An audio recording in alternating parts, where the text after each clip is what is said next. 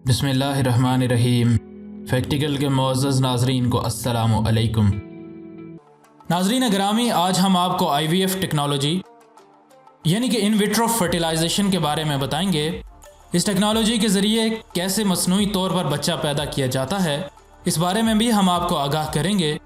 ناظرین گرامی، ایک نارمل پریگننسی کے دوران ایک میل سپرم عورت کے ایگ کے اندر گھس جاتا ہے اور پھر یہ سپرم عورت کے ایگ کو مزید فرٹیلائز کرتا ہے اور پھر یہی فرٹیلائزڈ ایگ عورت کی اووریز کے اندر سے نکل کر عورت کی بچہ دانی کے اندر چلا جاتا ہے، جہاں جا کر وہ بچہ دانی کی سطح کے ساتھ مکمل طور پر جڑ جاتا ہے۔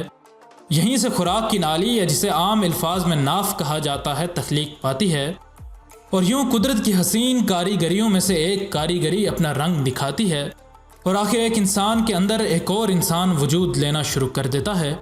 لیکن اگر کسی بھی طرح والدین اولاد پیدا کرنے کے قابل نہ ہوں اور وہ اولاد چاہتے ہوں تو سائنس نے اس کا ایک بہترین حل ڈھونڈ نکالا ہے۔ اس طریقے کے تحت بے اولاد خواتین و حضرات کے اولاد کے دیرینہ خواب کو پورا کیا جا سکتا ہے۔ اس طریقے کو حرف عام میں IVF یعنی کہ ان ویٹرو فرٹیلائزیشن یا ٹیسٹ ٹیوب بیبی کے اسم سے یاد کیا جاتا ہے۔ یہ طریقہ سب سے پہلے 1978 میں ایجاد ہوا اور اس طریقے کو سب سے پہلے پیٹرک سٹیپٹو اور رابرٹ ایڈورڈز نے ایجاد کیا۔ اور آپ شاید یہ جان کر حیران ہوں کہ رابرٹ ایڈورڈز کو اپنے اس کام پر 2010 میں نوبل انعام سے بھی نوازا جا چکا ہے۔ اب ضرورت تھی اس طریقے کی آزمائش کی اور آخر 2013 میں پہلا بچہ اس طریقے کے تحت پیدا کر لیا گیا۔ آئیے جانتے ہیں کہ اس طریقے کو کیسے کام میں لایا جاتا ہے۔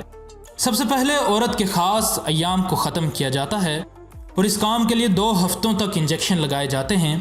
پھر عورت کو مخصوص دوائیاں دی جاتی ہیں جنہیں فرٹیلیٹی ڈرگز کہا جاتا ہے۔ ان دوائیوں میں فولیکل سٹیمولیٹنگ ہارمون موجود ہوتا ہے، جس کا کام یہ ہوتا ہے کہ وہ عورت کے جسم کو مزید ایگز پیدا کرنے میں مدد دیتا ہے۔ اب ڈاکٹرز کو عورت کے اندر سے یہ انڈے باہر نکالنے ہوتے ہیں اور اس کام کے لیے ایک چھوٹا سا آپریشن کیا جاتا ہے جسے فولیکولر ایسپیریشن کہا جاتا ہے۔ اس کام کے لیے عورت کے عضو مخصوصہ میں سے ایک سوئی گزار کر عورت کی اووری میں ڈال دی جاتی ہے۔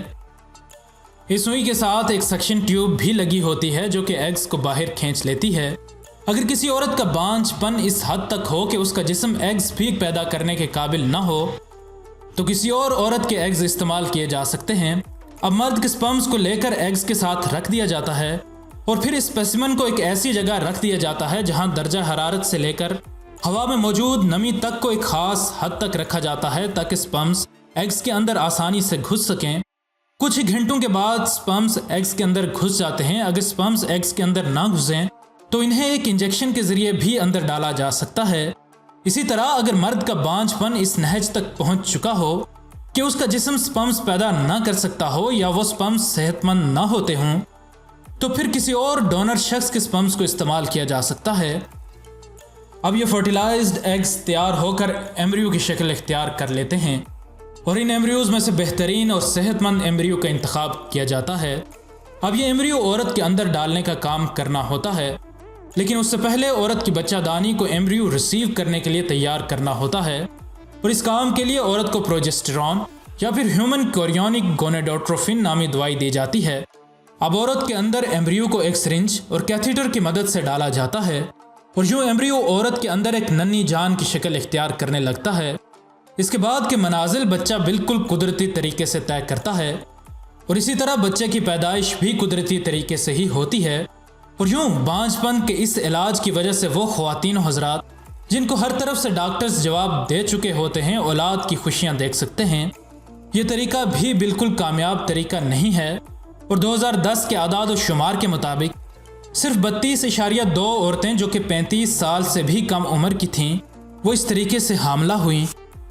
27% وہ عورتیں تھیں جن کی عمر 35 سے 37 سال کے درمیان تھی۔